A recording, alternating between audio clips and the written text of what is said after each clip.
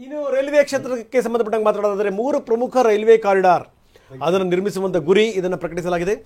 PM Gatishakti ಮುಖಾಂತರ 3 ಪ್ರಮುಖ railway ಕಾರಿಡಾರ್ಗಳ ಅದರ ಪ್ರಸ್ತಾಪವನ್ನು ಮಾಡಿದ್ದಾರೆ. Energy, mineral, cement railway corridor ನಿರ್ಮಾಣದ ವಿಚಾರಕ್ಕೆ ಸಂಬಂಧಪಟ್ಟಂಗೆ ಪೋರ್ಟ್ ಕನೆಕ್ಟಿವಿಟಿ ಕಾರಿಡಾರ್. ಸೊ ಈ ಮುಖಾಂತರ ಏನು ಅಂತಂದ್ರೆ ಉತ್ಪಾದನಾ ವಲಯಕ್ಕೆ ಹೆಚ್ಚಿನ ಒಂದು ಪ್ರಾಧಾನ್ಯತೆ ಸಿಗಬೇಕು, ಜೊತೆಗೆ ಬೇಗ ತಲುಪಂಗಾಗಬೇಕು ಅನ್ನುವಂಥದ್ದು. ಹೈ ಟ್ರಾಫಿಕ್ ಡೆನ್ಸಿಟಿ ಕಾರಿಡಾರ್ ನಿರ್ಮಾಣ ಮಾಡುವಂತ ಗುರಿಯನ್ನು ಕೂಡ ಹೇಳಲಾಗಿದೆ.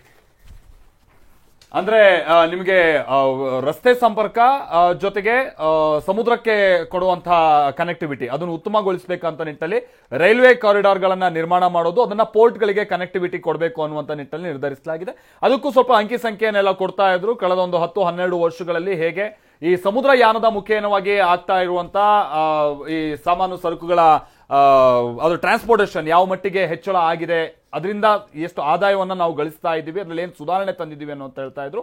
ಮುಂದುವರೆದ ಭಾಗವಾಗಿ PM ಗತಿಶಕ್ತಿ ಯೋಜನೆಯ ಮುಖೇನವಾಗಿ ಪ್ರಮುಖ ರೈಲ್ವೆ ಕಾರಿಡಾರ್ ಗಳನ್ನ ಸೃಷ್ಟಿ ಮಾಡೋದು, ಅದನ್ನ ಪೋರ್ಟ್ ಗಳಿಗೆ ಕನೆಕ್ಟಿವಿಟಿ ಮಾಡುವಂತ ನಿಟ್ಟಿನಲ್ಲೂ ಕೂಡ ನಿರ್ಮಲಾ ಸೀತಾರಾಮನ್ ಮಾತ್ರ ಅಲ್ಲ, ಈ ಮೆಟ್ರೋ ಇದೆಯಲ್ಲ, ಮೆಟ್ರೋವನ್ನ ಸಣ್ಣ ಪುಟ್ಟ ನಗರಗಳಿಗೂ ಕೂಡ ವಿಸ್ತರಿಸಬೇಕು ಅನ್ನುವಂಥ ಯೋಜನೆ ತುಂಬಾ ಒಳ್ಳೆ ಇದೆ. ನೀವೇನಾದ್ರೂ ಇಲ್ಲಿಂದ ನೀವು ತುಮಕೂರ್ದಂಗೆ ಏನಾದ್ರೂ ಮೆಟ್ರೋ ಮಾಡ್ಬಿಟ್ರೆ ಹೆಂಗಿರುತ್ತೆ ಅವಾಗ? ಹೌದು, ಜನಗಳು ಬಹಳ ಸುಲಭವಾಗಿ ಹೋಗ್ಬೋದು. ಇಲ್ಲಿಂದ ನೀವು ಮೈಸೂರಿಗೆ ಏನಾದ್ರೂ ಹೆಚ್ಚಿನ ಸಂಪರ್ಕ ಮಾಡ್ಬಿಟ್ರೆ ಹೇಗಿರುತ್ತೆ?